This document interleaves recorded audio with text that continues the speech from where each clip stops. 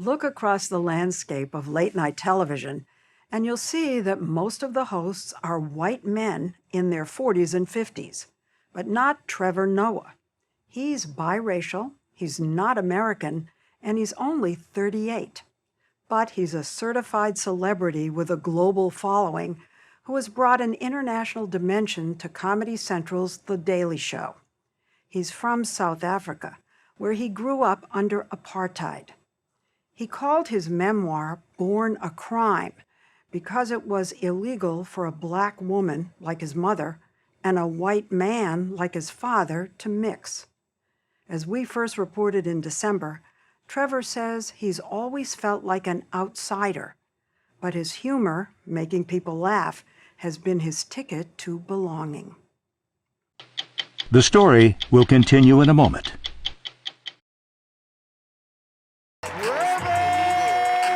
Trevor Noah is back on tour with his comedy show in a different city practically every weekend. Yeah, like when you're in Texas, they'd be like, "You got any weapons in the vehicle?" You're like, "No, sir." They're like, "All right, here's one. Here you go. You all have a good night now." He loves owning the stage, the roar of the big crowd, typically 15,000 in giant arenas like this one in Washington, D.C.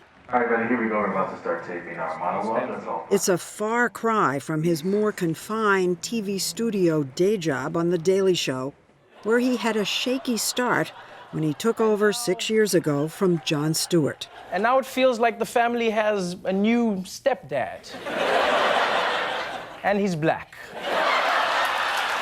Was it a good decision? Terrible initially. I know. Awful. Don't take The Daily Show, Lesley. When they offer it to you, whatever you do, don't take The Daily Show. Well, what happened in the beginning? Oh, I mean, everybody hated me. People didn't even know me, and they hated the idea of me. But you did have a savior, Donald Trump. Once you realize that Trump is basically the perfect African president, you start to notice the similarities everywhere. Once he found his foil, The secret document. his ratings began to improve, and he realized he could connect American politics to his background in South Africa. He grew up in Johannesburg and its black township of Soweto during the strict racial separation regime of apartheid. He always felt like an outsider, not quite black like his Xhosa mother, not quite white like his Swiss father, who he has seen infrequently in his life. To be with your father who was white, that was a crime. Yeah, this was the law that forbade anybody of different races from mixing. There's something I heard, I'm not sure I believe it, but your grandfather used to call you master? Yeah. Because of the color of your skin? That's how he referred to me. Master! And he'd always force me to sit in the back of the car. Be like, "Master, what can the police say if I say the master is sitting with me?" Your parents, your grandmother particularly, was always afraid the police were going to come Yes. and find you. What would have happened if they found you?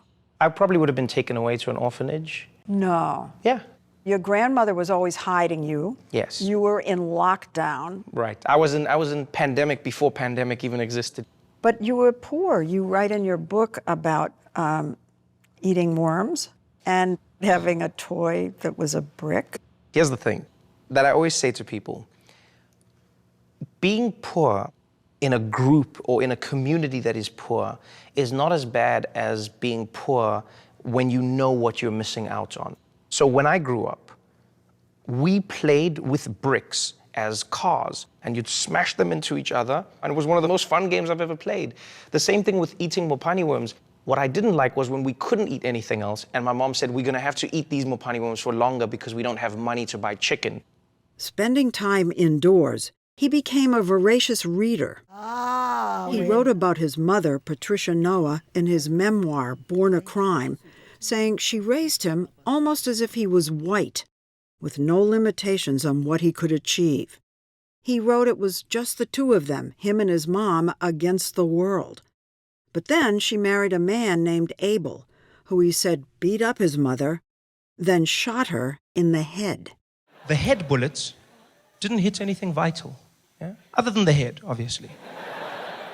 But it missed her spinal cord, missed the nerves, didn't touch the brain, and all it did was it cut a piece of her nostril off, just one side, and the bullet went out clean. And my mom looks at me and she goes, shh, Trevor, shh, don't cry, baby. I said, no, Mom, I'm gonna cry. You were shot in the head. And she says, no. Look on the bright side. I said, what bright side? She says, no, at least now because of my nose, you're officially the best looking person in the family. You did say you had the black world and you had the white world, and this is a quote from you. All I wanted to do was belong. Everybody wants to belong. Half of our fights in life are because we want to belong. And so I grew up in a country where I was told that your belonging was defined by the shade of the color of your skin. And that never worked for me. You know, I found my greatest joy was with the people where we shared interests and the way we spoke and the way we laughed, etc. So I always wanted to belong.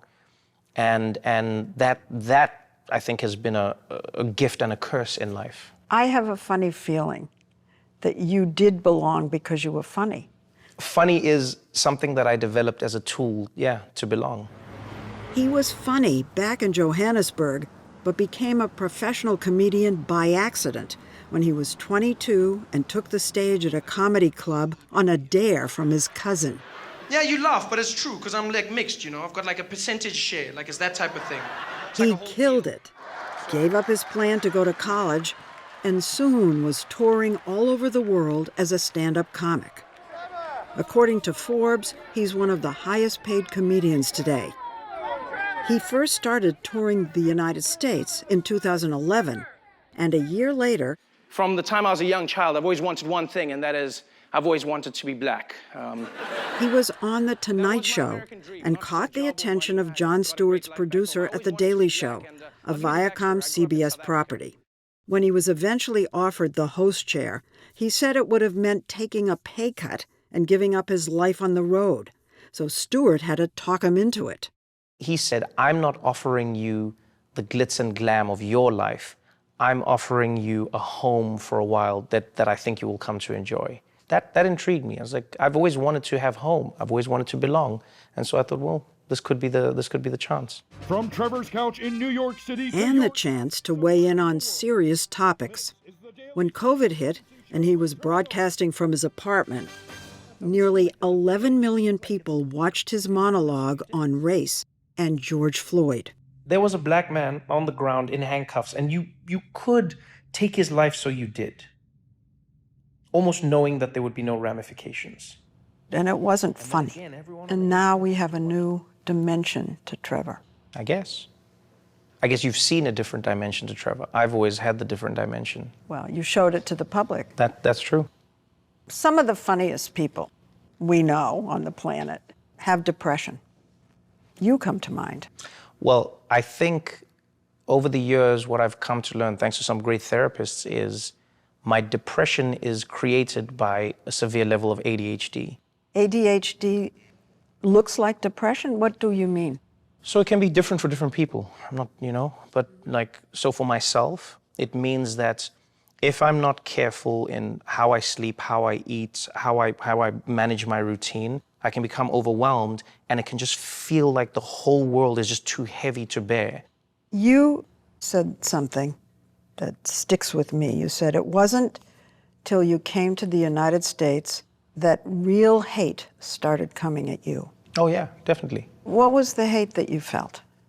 Did the cops ever stop you? I've been pulled over quite frequently by the cops, yeah. One of my best friends, David Meyer, would drive all over the West Coast to these comedy shows. If I was driving, we would get pulled over. And then he would drive, we wouldn't get pulled over.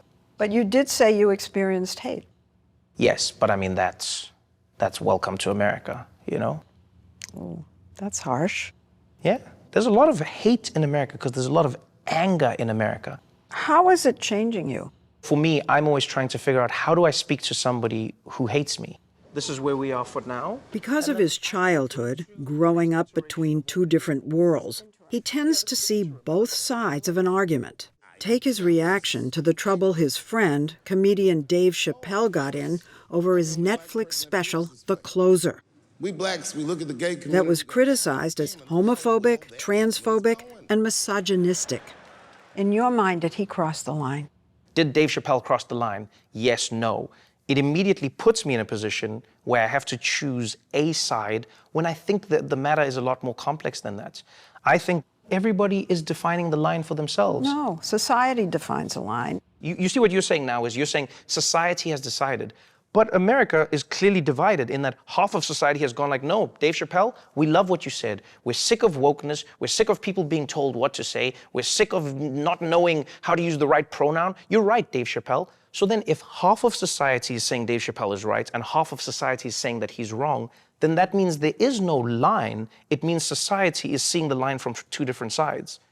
And so that's why I say you cannot say, did he cross the line? Because which side are you looking at the line from defines whether or not he crossed it. Are you still learning things all the time? Yes. Well, he's had to learn about New York City, his new home since 2015, buy an apartment here, make new friends. Let me ask you about your personal life for a minute.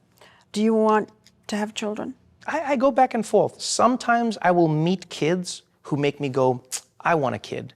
And then sometimes I'll meet children where I go, I hope that my sperm doesn't do anything because this person is a terror. You're 37. Okay. You're right there. That's Okay. the clock. It's ticking. Okay. But you don't feel it. No, I don't. You have a girlfriend now. Maybe. Well, I read page 6 like everybody else in this Lesley, world. Oh, the tabloids. You don't like to talk about your girlfriends. No. What is Trevor like with his girlfriends? No. It's a trick. You don't have to answer that question. Yes, he does. Trevor introduced us to comedy producer Ryan Harduth and comedian David Kibuka, now a supervising producer on The Daily Show. They're among his oldest friends from South Africa. Answer. You don't have to answer any questions about personal Well, relationships. who told you that? Okay, what is Mitch McConnell like with his girlfriends? Do you know the answer to that question? I don't know. Exactly. Because he didn't answer it. Because they don't even ask him. And also because people don't want to know. This is what I'll say about Trevor with his girlfriends. Is that... So you're just fully going ahead with Yeah, this? Of course he yes. is. Wow. Of course he is. Okay. Is that he is very, very, like a great boyfriend.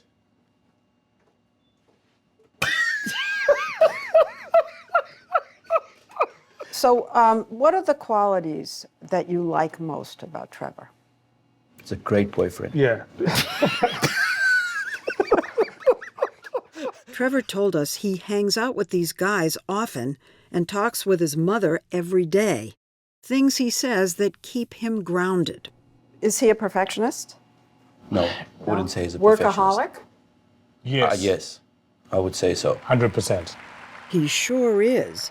Even though he does The Daily Show during the week and has hosted the Grammy Awards for the past 2 years, he refuses to give up his comedy shows.